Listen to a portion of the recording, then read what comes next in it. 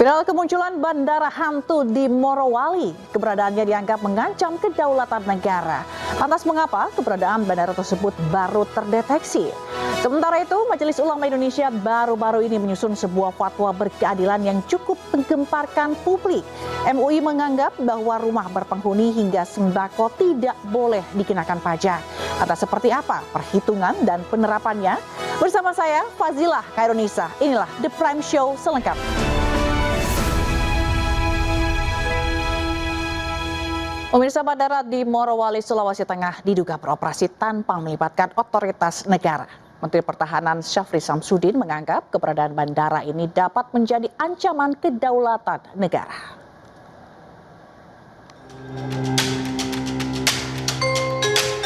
Satuan Tugas Penertiban Kawasan Hutan atau Satgas PKH menemukan bandara yang beroperasi di kawasan PT IMIP, Kabupaten Morowali, Sulawesi Tengah. PKH dalam Instagramnya mengungkap bandara ini beroperasi tanpa ada otoritas negara seperti bea cukai hingga imigrasi. Seluruh kru yang berada di bandara PT IMIP bukan merupakan otoritas negara.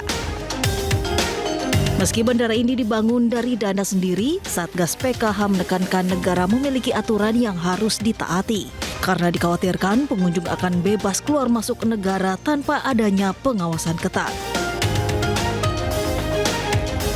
Dugaan adanya bandara tanpa otoritas negara diungkap Menteri Pertahanan Syafri Samsudin saat melakukan peninjauan intensif di Morowali, Sulawesi Tengah dalam rangka simulasi pertahanan integrasi TNI. Bandara yang tidak memiliki perangkat negara yang bertugas di dalam bandara tersebut. Ini merupakan hal yang anomali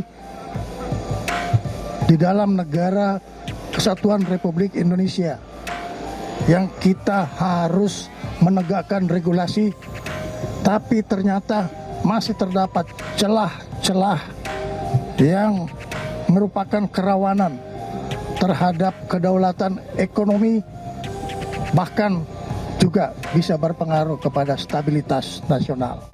Terkait temuan bandara ilegal di Morowali, Sulawesi Tengah tersebut, Menteri Pertahanan Syafri Samsudin secara tegas akan mengevaluasi dan meningkatkan keamanan serta melakukan penertiban. Ini menjadi bagian evaluasi kita untuk melakukan suatu penertiban dan pengamanan dengan melakukan deregulasi terhadap ketentuan-ketentuan yang sudah dikeluarkan. Akan tetapi ketentuan yang kita keluarkan sendiri tidak bisa kita kendalikan sendiri. Ini adalah satu anomali. Kita mengeluarkan peraturan, tetapi kita tidak bisa mengkoordinasikan, kita tidak bisa mengkomunikasikan, dan kita tidak bisa mengendalikan peraturan yang kita keluarkan. Sehingga ini menyebabkan manfaat yang diambil oleh orang lain untuk kepentingan kelompoknya. Negara hadir untuk menegakkan hukum, menegakkan regulasi, dan kita perbaiki semua hal-hal yang sudah kita lihat selama ini terjadi. Oleh karena itu, kehadiran para pejabat-pejabat negara yang mempunyai kompetensi dalam regulasi, penegakan hukum, dan penindakan untuk kepentingan menjaga kedaulatan negara, khususnya di bidang kedaulatan ekonomi, ini akan terus kita tingkatkan. Perlu saya sampaikan bahwa kita tidak akan berhenti.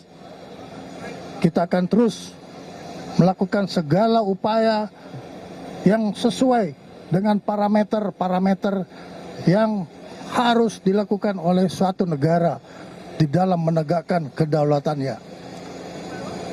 Oleh karena itu, dengan simulasi latihan ini menunjukkan asumsi bahwa hati-hati negara selalu diintip oleh celah-celah kerawanan yang bisa mengganggu kedaulatan kita. Jika memang benar ada bandara tidak resmi di Morowali, lantas siapa yang harus bertanggung jawab dan bagaimana dampaknya terhadap stabilitas geopolitik Indonesia? Kita akan membahasnya bersama Direktur Foxpol Center, Pangi Syarwi Caniago. Halo Bang Pangi, apa kabar? Kabar baik. Baik, Bang Pangi, ini mengapa Bang pemerintah ini bisa lengah terhadap kehadiran bandara tersebut Bang? Iya, di satu sisi kita percaya bahwa negara itu punya mata-mata, punya intelijen yang kuat, banyak yang nggak mungkin kecolongan lah, kira-kira begitu ya.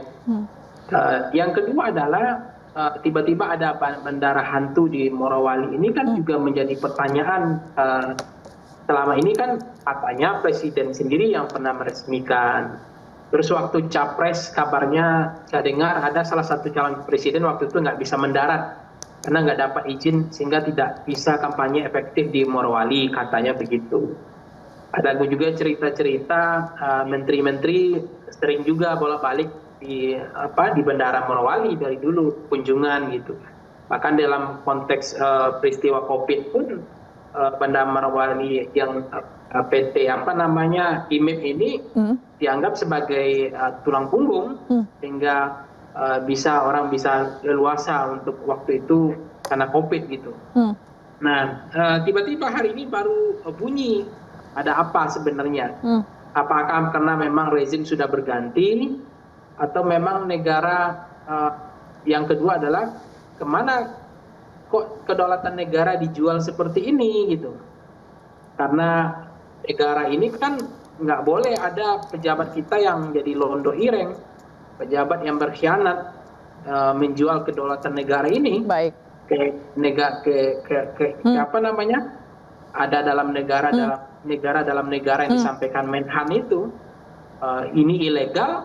Nah ini kenapa baru sekarang gitu. Oke. Nah, Bang Pangi, tadi kan Bang Pangi juga bilang apakah karena ada pergantian rezim gitu. Tapi ini udah berjalan hampir 1 tahun begitu ya. Maksudnya berjalan 1 tahun, tapi kenapa baru sekarang dipermasalahkannya?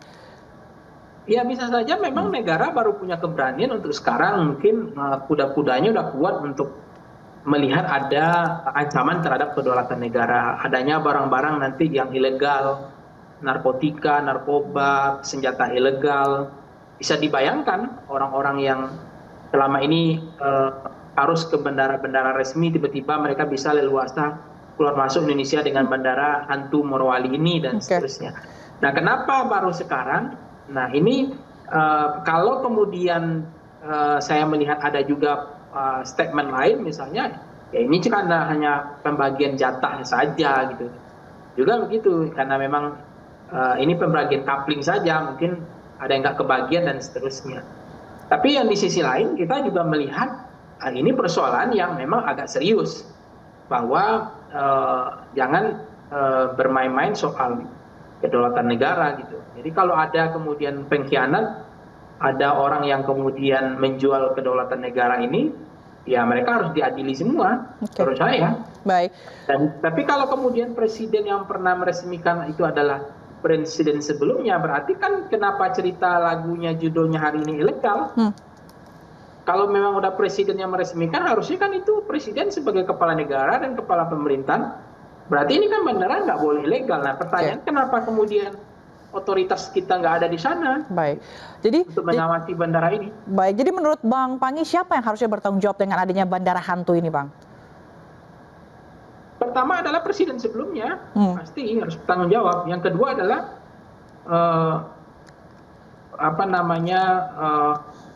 pejabat sekarang harus bertanggung jawab juga, mau memang apakah negara lemah atau negara kita kuat otoritasnya atau bagaimana, karena ini ancaman terhadap kedaulatan negara yang saya bilang tadi, macam-macam ancaman itu kan. Nah jadi kalau misalnya kenapa ini terjadi, ya kenapa ini tidak dilakukan penutupan atau kenapa ini dibiarkan, ya itu juga kita lihat apakah ini memang serius atau ini hanya hanya untuk support saja gitu. Tapi dengan hadirnya TNI di sana melakukan manuver latihan support, itu menunjukkan bahwa memang negara ingin tidak mau tidak dihargai kedaulatannya gitu. Jadi Berarti menurut Abang kedepannya negara akan lebih tegas begitu untuk misalnya sampai menutup bandara ini? Memang ini nggak boleh lama-lama dibiarkan begini. Jadi harus diambil langkah-langkah yang lebih serius bahwa negara nggak bisa kompromi negosiasi soal-soal begini, karena ini otoritas negara luput, tidak ada pengawasan terhadap bandara ini kan barang strategis ya. Nah, dengan adanya pengarahan aparat negara hari ini ke sana, berarti memang ini bukan acting gitu, memang ini akan serius.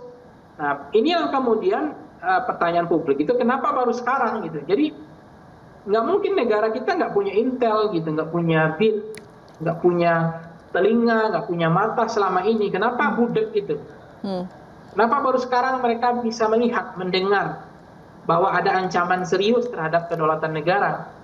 Karena ini sangat berbahaya kalau memang nggak ada otoritas negara untuk pengawasan ini. Nggak ada, bagaimana kita bisa bayangkan barang-barang ilegal, ya, barang-barang terlarang, senjata-senjata terlarang, itu bisa masuk ke situ gitu. Baik.